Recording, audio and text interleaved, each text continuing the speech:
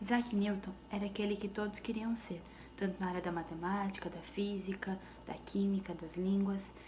E com o tempo ele ganhou muitos seguidores, principalmente depois que a sua teoria foi considerada verdadeira. E um deles era Voltaire, que era poetista, homem de letras e romantista. Voltaire ele era fã de Newton e por isso ele viveu muitos anos na Inglaterra estudando sobre os seus conceitos, explicando o movimento da Terra, os fluxos das marés e os outros fenômenos. Newton, a partir das suas ferramentas e dos seus estudos que ele deixou, ele ajudou tanto matemáticos, físicos e astrônomos. Então ele é muito importante para o nosso mundo. Tanto a Revolução Americana quanto a Revolução Francesa, a Revolução Russa, elas ficaram muito conhecidas e tiveram uma importância significativa. Mas teve uma revolução que teve uma importância tão grande que ela mudou o mundo em que hoje vivemos e ela gerou mudanças extraordinárias, tanto nas áreas de conhecimento, na matemática, na física, na astronomia, que é a Revolução Newtoniana. Revolução que o Newton causou para o mundo, explicando a sua teoria. Dá pra perceber que às vezes a maré tá bem baixa ou tá bem alta. Isso é um conhecimento básico dos marinheiros. E quem estudou tudo isso foi Aristóteles. E ele fez uma conexão com a Lua e com a Terra. E ele afirmou que existe uma atração gravitacional. Quanto mais perto a Lua tá da Terra, mais forte essa atração. E devido aos movimentos da Terra, a maré ou sobe ou desce. Daniel Bernoulli era um médico suíço que começou a estudar também isso, se interessar pela física e pela matemática. Tanto que ele entrou para a Academia de Ciências de Paris e ganhou um prêmio por ter afirmado essa teoria.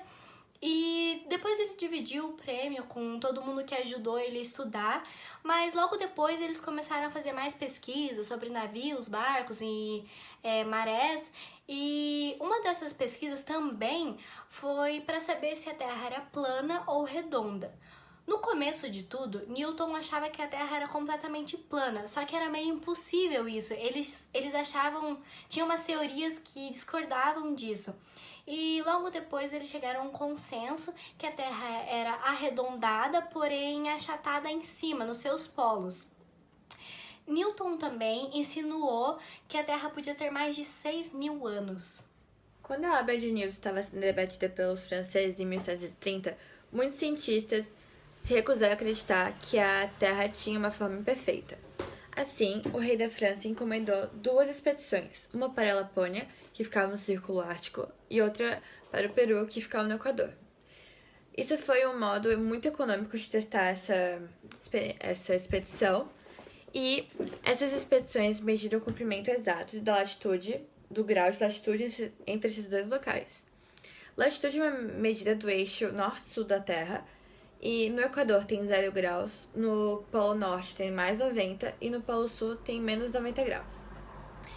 São necessários 360 graus para completar uma volta no globo. É possível ver as linhas retas, as linhas de latitude desenhadas no mapa mundi. E se a Terra fosse uma esfera perfeita, todas as latitudes seriam iguais. A expedição à Lapônia foi a primeira a retornar, já que não tiveram que viajar para um lugar muito distante. A do Peru só retornou após 9 anos, que demonstrou que a Lapônia tem um grau de latitude maior que a do Peru, exatamente como foi previsto por Newton, que esses resultados ajudaram a catapultar a reputação dele na Europa continental. Astrônomos estavam olhando para as estrelas dos planetas com a tentativa de prever como se moviam e onde seriam observados a cada dia, a cada noite ou a cada ano.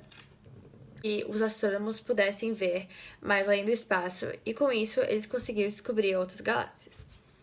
Um dos mais importantes observadores foi um refugiado que era imigrante da Alemanha para a Inglaterra, cujo nome era William Herschel. Ele era um músico, mas sua grande paixão era olhar para o firmamento.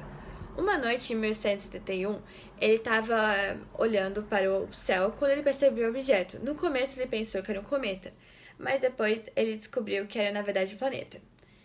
Isso fez com que ele atraiu a atenção de todo mundo. Com o tempo, esse planeta foi chamado de Urano, que foi uma homenagem para um personagem de mitologia grega. Essa descoberta mudou completamente a vida dele. O rei Jorge III, cuja família era de origem alemã, ele se interessou muito pelo trabalho de Herschel e o ajudou a construir o maior telescópio do mundo. E isso ajudou com que Herschel morasse em Windsor, que era um lugar onde estavam todos os castelos reais. O Herschel é muito dedicado para a análise do firmamento, e quando ele se mudou para esse lugar, ele reorganizou sua vida para poder observar isso todo dia. Em todo o seu trabalho, o Herschel foi auxiliado pela sua irmã Caroline, que também era uma astrônoma muito renomada, e após o seu falecimento, John, que era o filho dele, ele continuou seu trabalho, tornando um trabalho familiar. William Herschel, ele analisava as estrelas e os planetas. Ele tinha o melhor telescópio da época dele e, por ele ter o melhor telescópio, ele fazia os maiores e melhores mapas e mais específicos das constelações, dos planetas. Com o telescópio dele, ele também descobriu que a nossa galáxia, a Via Láctea, ela não é a única no universo. E também ele descobriu que as nebulosas, o que ninguém sabia, o que era exatamente, se eram planetas, se eram só manchas brancas no universo, porque ninguém enxergava direito. Ele descobriu que, na verdade, era um amontoado de estrelas e também ele descobriu várias outras manchas, o que graças ao seu telescópio, que era um dos melhores da época. Aí, outro exemplo também é que ele descobriu as estrelas duplas, que podiam ser explicadas pela atração gravitacional. As leis gravitacionais de Newton, a aceleração, força, inércia, elas se tornaram os principais norteadores para os filósofos naturais daquela época. O Laplace trabalhou com Lavoisier e eles aplicaram essas leis para provar que as coisas do universo podiam ser entendidas e previdas. O Laplace acreditava que cada movimento podia ser prevido e essas coisas, assim, porque meio que assim, ele acreditava que o universo era um relógio que foi muito bem fabricado e que marcava o tempo exato. A sua visão de universo mecânico esteve a serviço dos cientistas do século sucessor ao dele.